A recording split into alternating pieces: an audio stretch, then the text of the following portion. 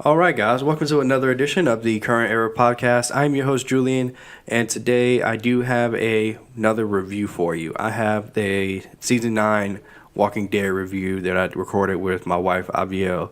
Both of us are huge Walking Dead fans. We're super fans of the show. We really loved Angela Kang's direction in Season 9. She did a fantastic job. The last 3 episodes in particular were just standout.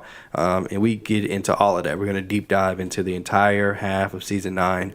From Lydia to Henry to Alpha to Beta to Beta and Daryl's fight to, whose heads was on the pikes to the snow. We're going to talk about everything, guys. So I really hope you enjoyed this episode. This was a blast to record. We love The Walking Dead. Can't wait for Season 10. And every actor that was in Season 9, you guys did fantastic. Denai Guerrero, that episode, Scars, that you did was just fantastic. Norman Reedus and Ryan Hurst, the fight scene you guys had was fantastic. Everybody just did amazing. And can't wait for you guys to hear it. Let's go.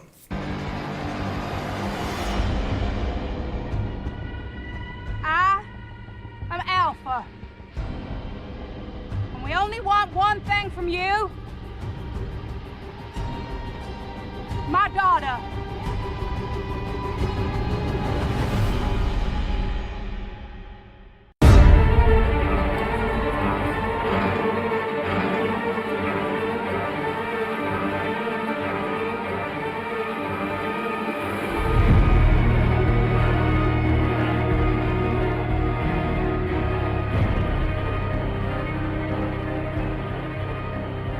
All right. Welcome to another edition of the Current Era Pod. I am here today with my lovely wife, and we are going to do a review of Season 9 of The Walking Dead. We are both huge Walking Dead fans. Aviel, how the hell are you? I'm doing good. All right, calm down. Okay. All right, we did a mid-season review of Season 9 earlier. So I just want to hit on the highlights of that, just so everybody is completely caught up. Mm-hmm. So the main thing to take away from the first half of the season is, obviously Rick's storyline. Rick Grimes is the main character of the entire series. I mean, even in the comic book adaptation, he's still the main character. But in the TV show, the actor Andrew Lincoln decided that it was time for him to go, quote unquote. So he. They wrote him off the show, essentially. He didn't die, but essentially he's gone from the show. I mean, he's not going to be on there anymore moving forward. So, that sucks because he's the main character. He was one of my favorite characters. I mean, since they killed Glenn, they killed Shane. He was my favorite character. So that sucks. But not forever, just for an undefined amount of time. Sure, I mean, so they tease that he has his little movies coming out. They're supposed to do 3 separate Walking Dead movies with him, and it's going to continue his story. But I'm not going to get to see him week to week. Gotcha.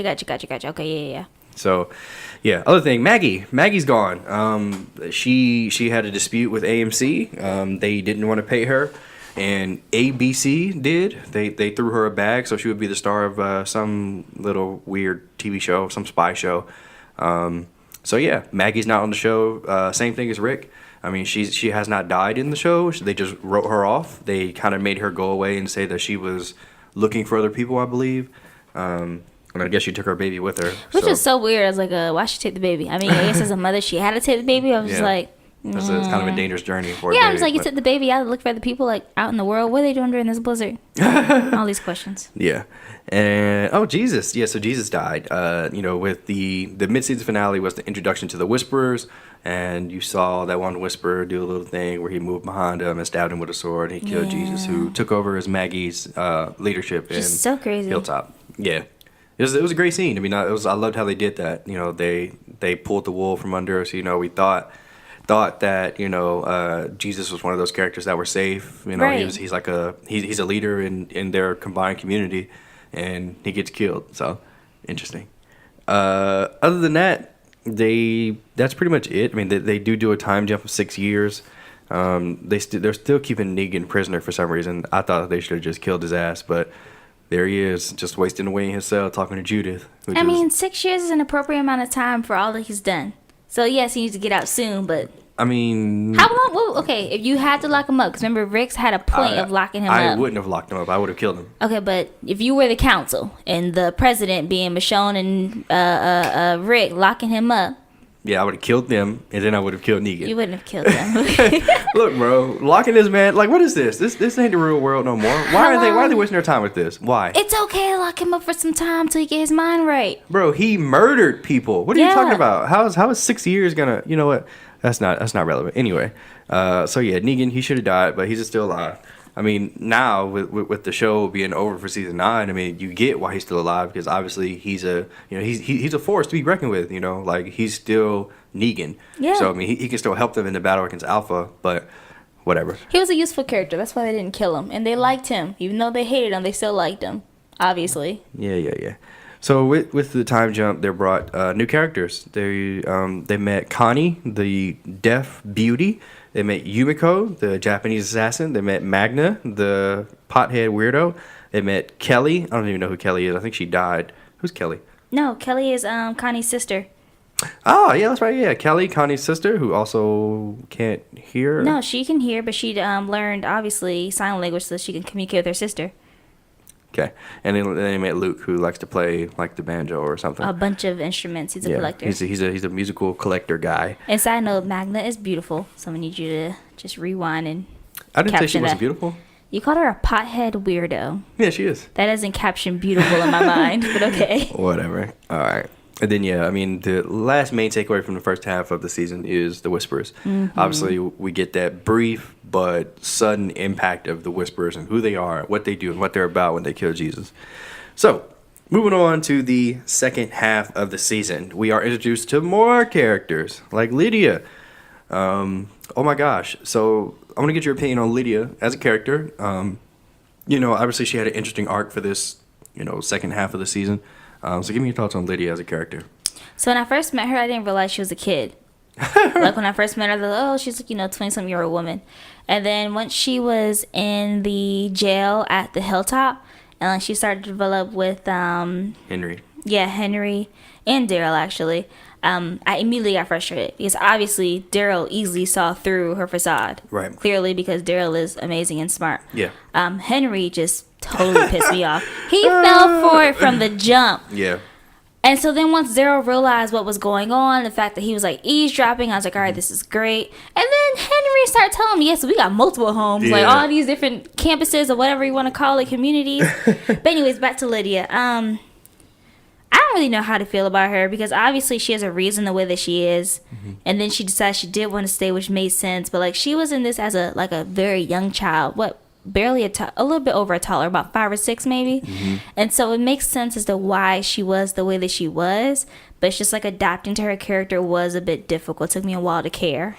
Yeah, and I think what you're talking about is they showed an episode where it kind of delved into her backstory when she was young and with Alpha, where things were starting to break down with the apocalypse, and it showed how as a child we remember things differently than what actually happened. Exactly. Because Alpha fed her a lie of what really happened.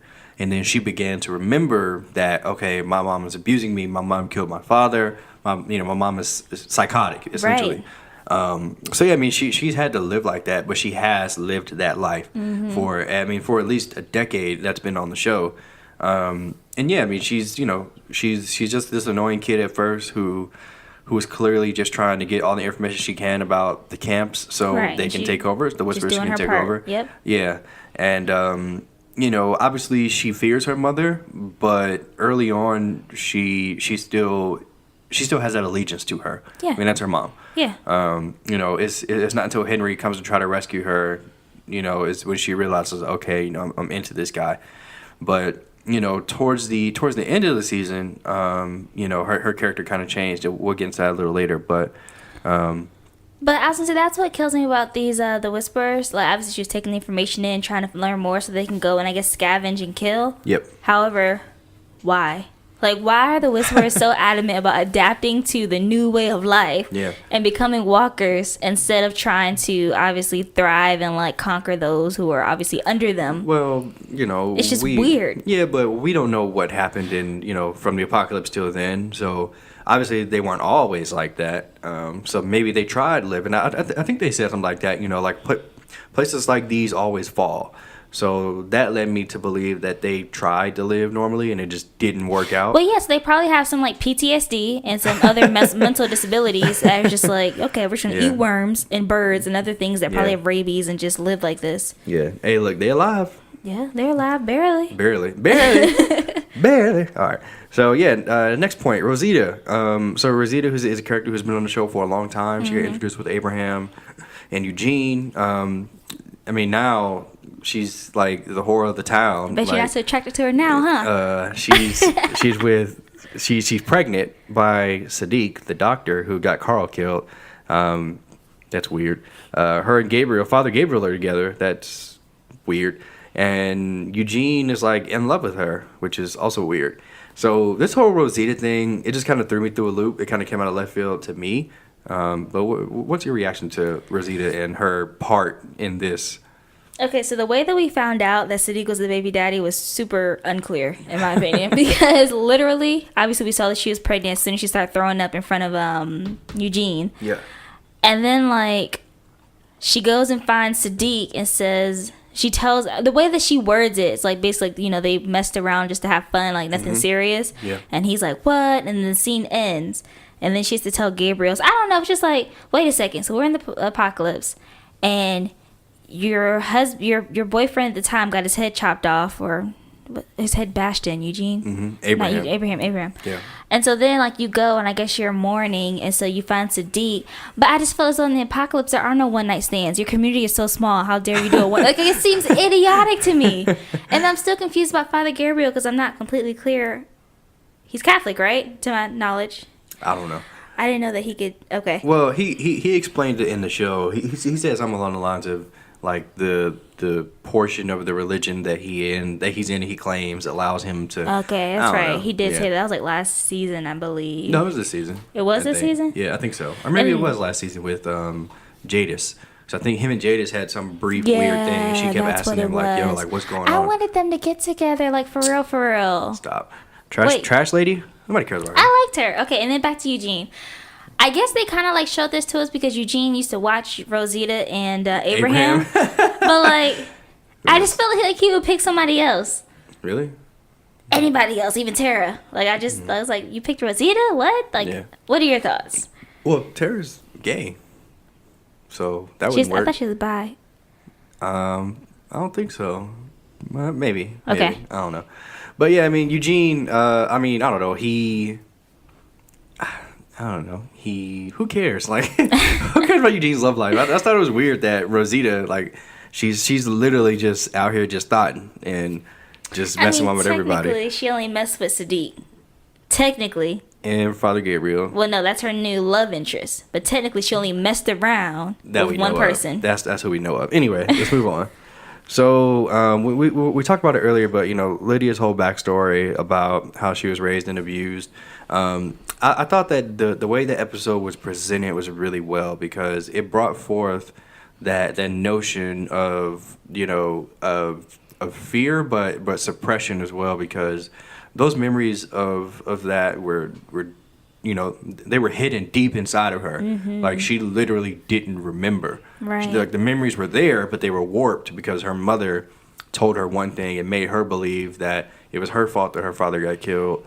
But yeah, what did you think of that episode? Did you think that was a good episode at all? Yeah, it was definitely necessary because, like I said, it took me a while. It took a while for her to grow on me. Yeah. But once I saw that opened up a new light.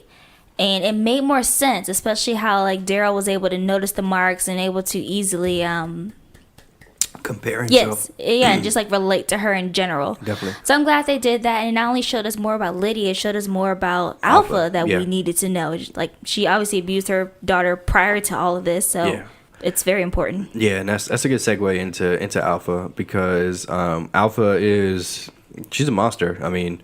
I love Alpha. She's a great villain. I think she's She's intimidating. Yes. She's She's extremely so little. yeah, but she is. But Yeah. she's extremely charismatic. Yeah. Like even like her mannerisms, the way she moves. Yeah. I can't remember the actor's name that plays her, but I think it's Samantha something. I want to know. But yeah, so like whoever plays Alpha, you're awesome. I love the makeup from the Green Arrow black makeup thing that they got going on. Samantha Morton. Yep. Samantha Morton, yeah. To all of that. So give me your impressions on Alpha as a character. All right. Where do you start? Okay, so when we first met her, when she went to go rescue her daughter, that was crazy. Walked up, I am Alpha. Yeah, oh yeah, I forgot. She's like a New Orleans. She has that New Orleans twang. Right. I was just like, what? And at first I was like, this is weird, but man, I don't know. She's just like an excellent villain. She's so smart. Her charisma is totally different from Negan. She Definitely. doesn't go on tants and like entertain you in that way with all his like little sly remarks. Yeah. But she's great. She has Beta. I love how they have like this dog system going. Yes. Their followers, literally like a followers of cult. The way that she killed that man when he saw her crying, didn't see it coming. But it made sense. It made sense, but like you cannot see me weak. I am the strongest among us. Any weakness that I show, you can take advantage of. Now, good thing for everybody else, nobody else saw it. Because she Right. could have got called out for that. Like she did. Like she got called out when she went back for Lydia. yeah. And she That cut. scene was Yeah, she the heck? she cut a girl's head off and the dude and fed him to the walkers. Like it's just I mean total animalistic. she almost basically had Lydia kill Henry right before like all of that. Yeah. I don't want to get into it, but like Yeah, no, it's okay. We can go ahead and get in it. So yeah, I mean Lydia, yeah, she's essentially forced to go back with Alpha because Alpha has two of theirs, and oh yeah, I want to touch on the baby thing. oh So when they were at the gate, Alpha, there's like a baby that starts crying. Like One of the followers. One of the followers has a baby, and the baby starts crying. whispers, I guess. Yeah, and that obviously the noise is just so loud, so it attracts other walkers. The So ones that were like running the perimeter with the rest of the whispers. Yes. Yeah, so she like the mom just like drops the baby, and she's like Per leaves the Alpha's baby. command. Yeah, but still, I mean, she didn't have to do that. Yeah, she could totally abandon the baby. No, I'm saying like she didn't have to follow Alpha's command. I Like, know. That's what I'm saying. It's so amazing. Like she Oh. like heard Alpha's command, just like drops the baby, and then just like drifts away. Yeah, and it's crazy because Connie went and rescued the baby, and she went in this cornfield. Now Connie's deaf. I just knew she was gonna die. Me too, right? I was like, oh, here it is. She's deaf, but I think from everything that I've learned about her, even from her emotions, and she's a fabulous actor, by the way. I can't remember her name either. She's a fabulous actor. She does really well, and she is deaf in real life as well. But she that scene in the cornfield where she's wandering through, and in the show we can't hear either, so we're essentially first person view of her. Right. So we're looking as she's looking with this baby in this cornfield where there's walkers coming, and we can't hear anything. Like we see like the camera's moving as she's moving. It's just a great scene, like great scary stuff, and then finally Daryl comes, and it's the start of Connie and Daryl forever, baby. So so Connie and Daryl go on a rescue mission to rescue Henry because Henry's being an annoying little kid, and he tries to save Lydia, and he gets captured, of course. So give me your impressions on the Connie-Daryl relationship. Wait. Before we get to that, we can't just like skip over the fact that Henry just like straight abandoned Hilltop. Yeah, First well, of all, Henry's annoying. Henry doesn't even live at Hilltop. He lives at the Kingdom. The Kingdom is breaking down. They need help. They need a great welder. Henry's like, you know what? I want to be a great person. So like, I want to have a purpose. I want to learn to weld. So he convinces his parents, the King and Carol, to let him go live at the Hilltop. Yep. Gets to the Hilltop, gets in trouble the first night. The first night, goes to jail. Then literally, like, just runs off to go rescue a girl that he met, like, 5 hours ago. And, like, completely, like, my point is, like, he just completely forgot his purpose, which was to save the kingdom. And that gets into later. Yes. But anywho, Darren, what was your question again? Oh, yeah. Yeah, Daryl and Connie. Darren Connie. And just her name is Lauren Ridloff. Yes. Fantastic actor. It's different. It's weird because, like, at first I was like, nah. And I was like, oh, maybe this is going to happen. Yeah. But I still don't think it's going to happen. If it did, I wouldn't be against it. Yeah. Because Connie, like, the fact that she's so, brain, what is it? Basically, like, she's just so useful. Like, she can just be out She's there. resourceful? She's very resourceful. Thank Okay. you. And that is exactly how Daryl is. And I just feel as though they would be an excellent match if they were to get together. Even if they didn't and they just went out and, like, did their things together, go out looking for people. That's a great team. I feel like they are almost a better team versus him and Carol because she is so resourceful. And Carol's kind of... You know? Carol's you don't think so? Carol's a badass now. She's No, a killer. no, Carol is good, but I think that's. I mean, I don't want to say that's all she's good for, but she has a unique set of skills that she's acquired over a certain amount of time. Yeah, I got that from But taking. then again, she didn't kill when the highwaymen. She didn't kill them. Well, yeah, I mean, she's getting soft in her old age, but. But I don't know, Connie. But Connie's deaf. So I don't know. But anywho, if they were a love couple, that's cool. I would be against it. Yeah, you know, it's funny because you know, Carol and Daryl forever, but I mean, Connie comes in and she's teaching them sign language, and she's writing notes so they can communicate, and he asks her to look after a dog. And I'm just like, it's cute. I want it to happen so bad, but yeah, I mean, it's probably not gonna happen, but Probably whatever. not. So yeah, you know, in the midst of all this capture and rescue thing, they go into this little old safe house that Connie and Yumiko and all them used to have. Yeah, that was so cool. And Beta and a few of the Whisperers tracked them.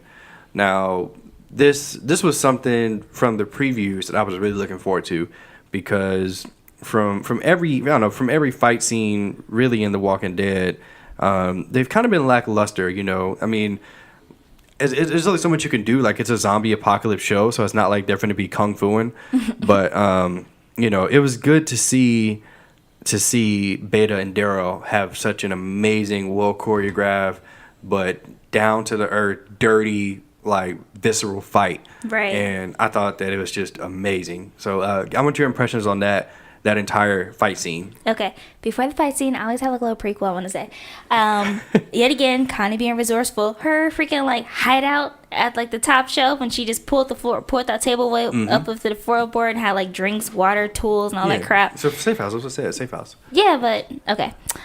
Anywho, back to the fight scene. That was great. I'm gonna jump to the end. Don't know how you survived that fall. That was ridiculous. Yeah. And shout out to Ryan Hurst. He's the actor who portrays Beta in the series. I thought, first of all, this dude, he's like 6'5". He's huge. He's a huge dude. And standing next to Alpha, it works. Yeah. Like, it just works because you see the difference not only in size but in physicality. Mm-hmm. And Beta is the perfect number one. Like, all right, like, look, go get this handled. Yeah. He tracked him and went up there. Like, him and Daryl threw hands. Yes. Like, it was going like through walls. Yeah, like going through. Yeah, exactly. And then I mean the ending of it was a little weird. But they had to make Daryl win. Yeah, of course. So I don't know. But how did he get out of the elevator shaft? Like, okay, he survived the fall. How did he get out of the elevator shaft? He climbed, man. What are you talking about? Come on. All right. I just need to see a little bit more. Just a little bit more. And he woke up a little fast after being knocked out. But anywho, the fight scene, like you said, was amazing. Yeah, it was definitely a highlight for me. I really enjoyed that fight scene. And you know, this is 9 seasons on The Walking Dead. Rick has been the main character for 9.5 of these seasons. Yeah. And Rick cannot fight. Like, every single fight scene, Rick be getting his ass. And like, it's crazy. Like I like, you know, we watch The Walking Dead religiously together every Sunday. We sit right next to each other. I'm like, dang, like, he getting his ass whooped. Like, against the governor, he got whooped. Yeah. Against Negan, he got whooped. Against the Terminus people, he got whooped. I was like, come on, man. Police Like, officers don't fight. I don't care. Sheriff? Look, against Shane, he was about to get them hands. Like, he got it. Okay, Shane was a rough one. He was a street boy. I'm just like, come on, Rick. Damn, you can't fight for nothing. But yeah, good, great fight scene between Daryl and Beta. And then, yeah, man, like, so these next few episodes, episode 14, 15, and 16, whew, this is just like some A+ storytelling. So let's go ahead and get into episode 14, Scars. So during the time jump, we saw that Daryl and Michonne had these scars on their backs. Didn't know what they were, but, I mean, it was introduced very early on in the season. And First episode. Yeah, in the first mid-season flashback, flash forward, and you know, this episode told us that story. So, you know what? Give me your thoughts on the episode, because I have a lot to say, but I don't want to ruin anything that you're gonna say. So give me your thoughts on the episode 14, Scars. So first of all, this is the first one episode that Julian actually decided to go to sleep and not watch it with me. And boy, I was so annoyed because I had nobody to talk to. Okay, that's funny. Man, okay, so it made so much sense. First of all, Michonne had been driving me crazy for so long. 'Cause I was like, all right, I understand you want to protect your family, but you can't be like, she was just being very possessive over everything. She didn't want to help or let anybody in. So when I saw this episode, I was just so taken aback. Like, first of all, comes to the gate is a random old friend of hers from like prior to the apocalypse. Right. That doesn't happen. She's in Alexandria, Virginia. Like, she didn't even live here prior to then. Right. So that was amazing. This lady comes in acting all hysterical, like, oh my gosh, I have to go back and save my kids. And they're like, what's wrong, children? Oh my gosh, let us come and help you. We want children to help build this place up. Sure. They go help ourselves save these kids. These kids are excellent hunters. They're out here bringing whole bucks in and all that crazy stuff. And then, like, out of nowhere, the kids steal Alexandria's kids and just run off. And when we find out, like, what happened to those kids, man, I want you to finish the rest. That was just a lot. Yeah, so I mean, I'm glad you kind of started at the beginning, because I mean, obviously the meat potatoes of it is the juicy part, but having that old friend come in, it made the story real, because that's a real connection that Michonne knows. Exactly. So I mean, it made it believable to the point where, why would Michonne trust what this girl says? Exactly. But she trusts her because she knows her, you know, from way back then anyway. So to have her friend betray her, and she said it like, you know, like, I hate that it had to be you. Like, the friend said that to Michonne. But so you know, they steal Judith, and they steal a whole bunch of other children, and of course Michonne and Daryl go looking. They find them, and the most powerful scene in acting that Denai Guerrero and Michonne that she plays in Michonne. So she essentially has to kill these children. Like, they're kids, like they're 5, 10, like they're children. Yeah. And she has to kill them all to get hers. Now, the the way that the scene was shot was perfect. Yes. Because we didn't need to see those kids getting killed. We didn't need to see it. So it was mirrored with the shot of her killing actual walkers in real time. But the reason why she had to do it is what's important. She was pregnant at the time. She was pregnant with RJ.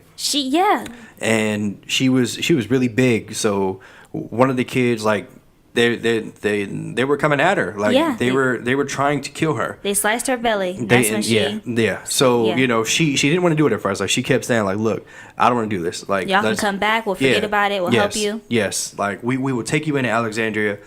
And that just wasn't enough. Like, the kid sliced her belly, made her bleed, and she could have lost her baby. And the main scene that I wanted to talk about was when they're outside. She's still like, even having her belly sliced, like, she's still like, don't make me do this. Then one of the kids comes at her with a knife directly to her belly. Like, she's holding it back, but he's trying to stab her and kill her, and she's just like. And she slices them all down. It was just a really great scene, really powerful scene.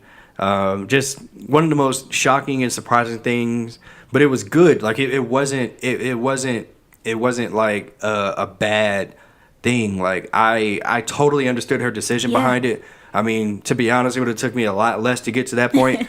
But I mean, just first of all, fantastic acting again by Denai. And yeah, that whole scene was just done beautifully. I really loved it. Yeah, it made so much sense then as to why she was so, you know, finicky about helping anybody. She's like, it's only about me and my family. Yep. And then the rest of this community. She really just obviously cared about RJ and Judith.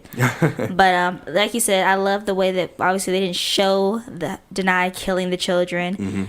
She was killing the walkers that were after Judith when she was trying to get to Judith, because Judith was trying to get and help the their other fellow friends that were out. And and then the after conversation that Judith had with Michonne was amazing, when she was like, basically she's like, why does it feel that way? Like, why does it feel as though we don't love our friends anymore? 'Cause she's like, we do still love our friends. But yeah, that was an awesome mother-daughter conversation. And even going back a little bit to where right after Michonne killed all those kids and Judah, little young Judah came out of the little RV, you know, she stood there looking like, is that you, mommy? Like, is that you? I thought that was a really great scene too. But yeah, man, just fantastic acting, directing. Angela Kang, like she's a showrunner for season 9. I thought that the ideas that she's brought this season in particular have just been awesome. Gimple has been showrunner for seasons 7 and 8. To be honest, I mean 7 and 8 almost lost me. I mean, I'm a fan of the show, but you know, I've told you repeatedly, like, you know, The Walking Dead's kind of dragging. It's kind of getting a little boring, but season 9 has gotten me reinvigorated. Like, I really love what Angela Kang has done. So yeah, and this episode is just fantastic. Yeah. And then episode 15, The Calm Before. So this episode was originally going to be the season finale. I mean, obviously we see why. Yeah, it definitely could have been. Yeah, you know, they decided to make it 15 and then do an episode about winter in 16. But episode 15, man, I mean,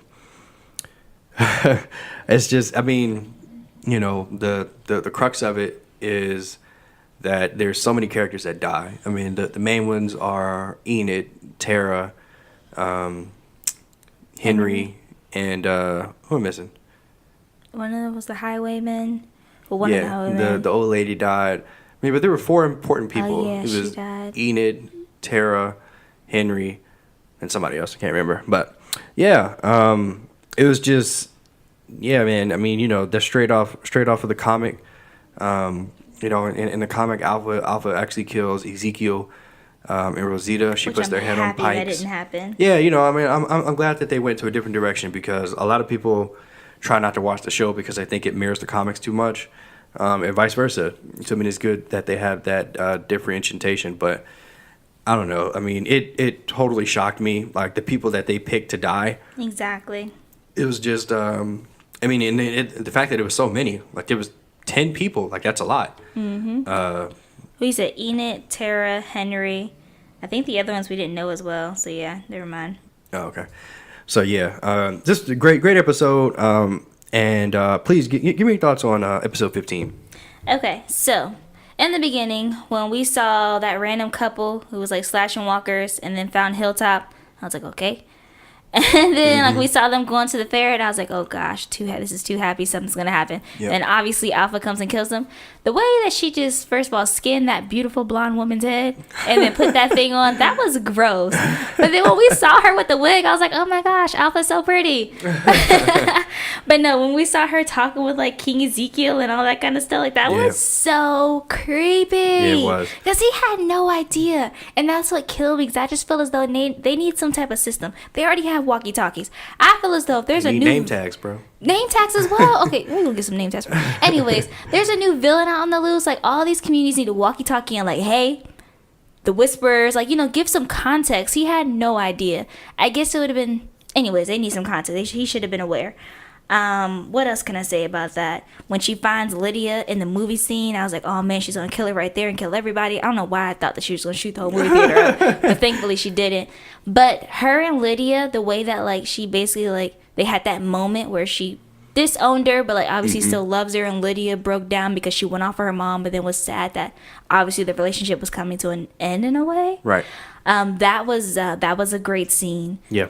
And then the ending, like the 10 heads on the pike, that was very emotional. Like Carol and Daryl yet again. Yeah, man, it's a great scene. So I mean, in addition to seeing all of these characters that she killed, you know, obviously the last head that's revealed is Henry. And I mean, you know, we've just spent this entire podcast calling him annoying, but right.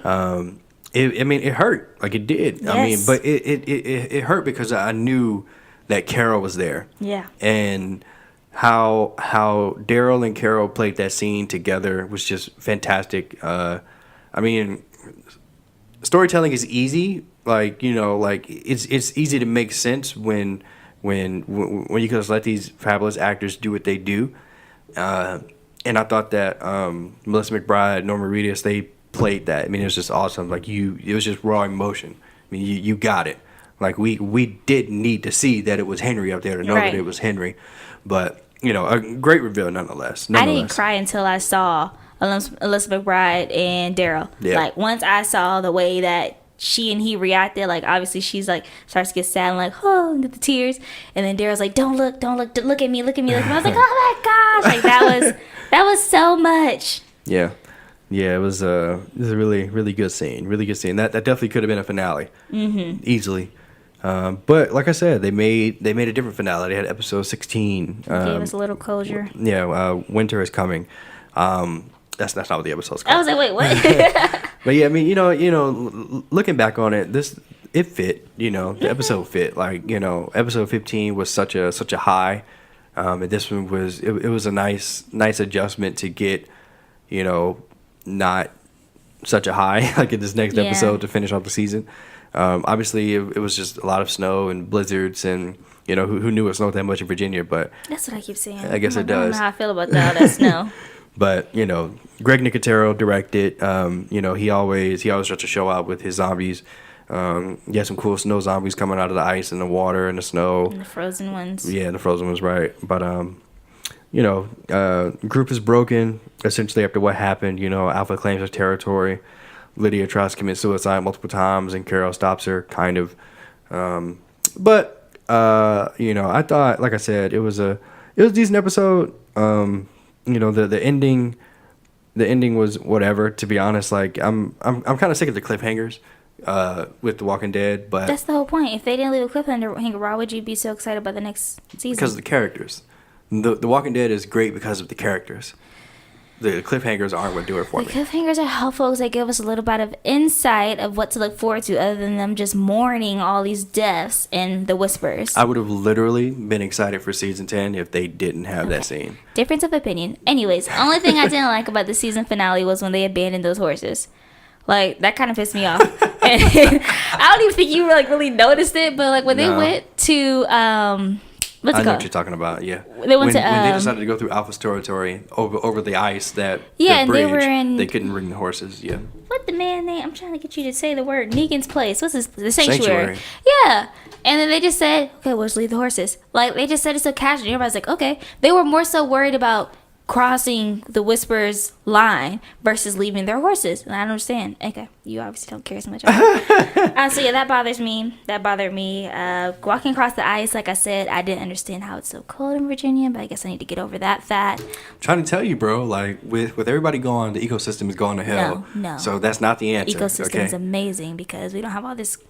You know how I feel about this recycling stuff. What? But I'm saying, but like that's the point. Like recycling is pointless because this shows, like this show proves it. Somebody like, please tell him. When people come, please come after stop. him. So anywho, then like you said, we have Lydia and Carol. Lydia's pissing me off. Okay, obviously people are gonna be upset with you, Lydia. Like you stayed when you had the option to leave and you got everybody killed. So you're gonna have to live with your decision and like be strong in it. I know she's young and she's still a child, but the fact that now she just wants to run off and die, I'm just like, bro, a lot of people died for you. Like you have to live. You have to prove your worth. How dare you just go off and let yourself get bitten? Like how did Carol feel when she saw that? She had to feel some type of way. Carol's obviously about she to was be sad, like, girl, but look at the flowers. yeah, no. But yeah, I like how Carol obviously like killed that walker instead of killing Lydia. And King Ezekiel and Daryl. Do you remember? Yeah, that was awkward. That was completely weird. So King Ezekiel was trying to save his relationship / marriage, and he's like, "Yo, Daryl, yo, son, yo, hey, yo, my man." And he's like, "Yeah, so I'm gonna need you to leave because my wife really loves you." And basically. Yeah, that's basically what he said. Yeah, it was like it had nothing to do with Henry. It's like basically, yeah. But I mean, it is what it is. Carol actually, divorces him, quote unquote. The closest thing you can get to a divorce in the apocalypse, I guess. So taking the ring off. Yeah, that's weird. But obviously they're gonna get together. You saw the way they were like chatting it up and sitting on the stairs, and then. Well, I mean, yeah. Who cares? I don't care about that. I want Carol to go back to killer Carol, because if she's not, if she's just gonna die. I mean, love doesn't make it in this show. Mm-hmm. So, yeah. It's very interesting. And then yeah, so the ending to the season was us hearing some person's voice on the radio asking if anybody was there. Like I said, another cliffhanger. Who cares who it is? We'll find out. It's probably the people that took Rick. Because remember, old girl, trash lady. Yeah, and she was communicating with people. Or where did she go? She went with. She went with Rick. Yeah, she went with Rick on a helicopter. Yeah. Yes, we'll find out. I mean, who knows? People think that it's the Commonwealth, which is this other community from the comics. If you remember, I think it was in season 8 or early in season 9. This lady and some other dude came up to Alexandria and was like, "We can show you a new way to live," or something like that. They're supposedly people from the Commonwealth. Are they which from is Virginia, like the Commonwealth of Virginia? Yeah. That's hilarious. The government is trying to take over. Yeah. So, but yeah. So yeah, that's pretty much all for season 9. I thought it was a fantastic season, like I said. You have any theories or predictions for the future of season 10? Sure. So like I said, I think the lady, I'm hoping, is the trash lady. But then if that's the case, That then would of make course, sense. I know, because Rick, he's trying to be gone, blah, blah, blah, blah. Yeah. That's all I got. I'm about to say it, so I just debunked that. Okay. So, I mean, the internet likes to think that's going to be the Commonwealth, but to be honest, I mean, who cares? I mean, season 10 is going to be about Alpha and them getting revenge. I wonder how Negan's going to play into this, because in the entirety of season 9, he was just in a jail cell. I know Jeffrey Dean Morgan was going crazy by filming solely in that jail cell for the whole season. But yeah, I mean, I'm looking forward to season 10. I'm like I said, this season 9 that Angela Kang produced has reinvigorated me. I hope she doesn't go as crazy with the deaths, because 10 in that episode 15 was kind of a lot. But it is what it is. I trust her. I mean, she produced really great content.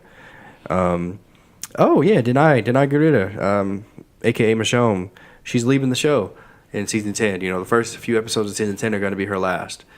So that's interesting. So I told you that she shouldn't have done Black Panther and Avengers and all this crap, because now she got that Disney money. She don't want to be on freaking Walking Dead no more. So yeah, it sucks. I forget where you came from.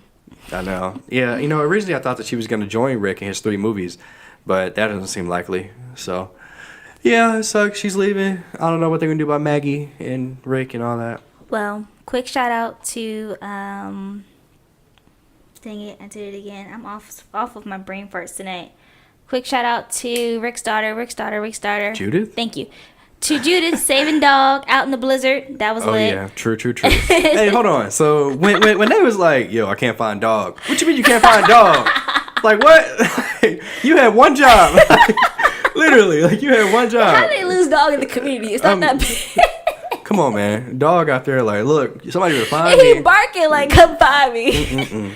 Yeah, and then like this is about the thing, when Judith ran off to go find dog, and then Negan ran after her, and then Tara was like, "Keep going." Rosita. I was just like, Rosita was just like, "So Rosita, you with child and you already don't have these mother abilities? Like you just talking about forget Judith and Negan?" Yep. So look, they on their own, but they made it. So Yeah, it's all they good. did. They did. It was It's all just good. that was a cute scene. I really enjoyed that. Yeah.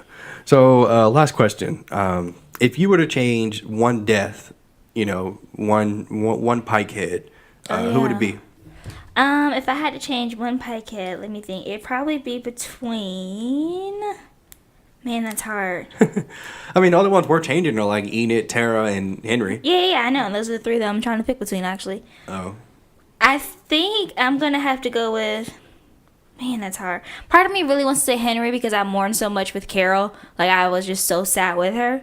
But then the other part wants me to say Tara because she was so useful. Yeah. But then don't get me wrong, I really like Enid because she was a doctor. Right. Practically. So it's like you're losing 3 very important people. So it's like the welder, the leader, and the doctor. Gotta pick one. That's All the right, question. so Tara wasn't that great of a leader, to be honest. She's a little too easygoing for me. Wow. Well, I mean, okay. And then Enid, she was a doctor. You need a doctor. Remember, they went through everything to keep a doctor. Let that man beat up his wife because he was a doctor in the beginning of Alexandria. Remember? When we first. Oh yeah. Sorry, I do remember that. Yeah. I'm gonna have to go with. I keep saying Henry. I'm gonna have to go with Henry because I'm so soft towards Carol, but it should be Enid. What do you say? Of course I'm taking Enid. Like, why would I not take a doctor? Like, who cares about the rest of them? Like, you can get a new leader.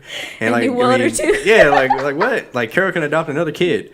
But you can't train another doctor. I didn't even see Enid coming. I didn't see her death coming at all. Yeah, no. Yeah, she's been on the show for so long. Tara, too. Yeah, but Tara's been on the show since the Governor days, and Enid not that long after. I mean, just survived somehow. JSS. I mean, she started that whole thing. Yeah. So, yeah, it sucks to see all of them go. Her interview was so sad. Yeah, I know. Yeah, up. Oh. yeah. All three of them. Well, I don't think they showed Henry's actor, yeah. but they showed Alana Masterson as Tara, and they showed I don't know Enid's name, but yeah, it was sad. Yeah, everybody on Talking Dead.